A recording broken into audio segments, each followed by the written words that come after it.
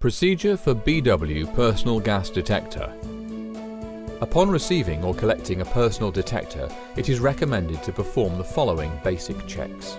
Visually inspect the detector for any damage on the housing and ensure that the filter is clean. Ensure that the clip is not damaged and that the detector is within certified calibration intervals. To activate the detector, press the green button for 3 seconds.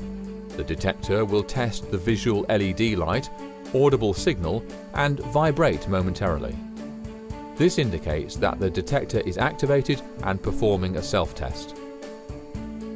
Pay attention to any error messages during the apparatus self-test. Ensure the correct alarm levels are indicated on the screen according to local legislation. Upon completion of the apparatus self-check, the actual measurement will be shown in the display. If any of these functions are not working, consult the Maersk supervisor for a replacement. Find a visible place on your coverall and mount the detector. It is important to mount the detector where you can both hear and see the alarm signals clearly. Regularly inspect your detector during work. To turn off the monitor, press and hold the green button unit until it beeps 5 times, then switches off. Hand back the detector to the Maersk supervisor according to procedure on site.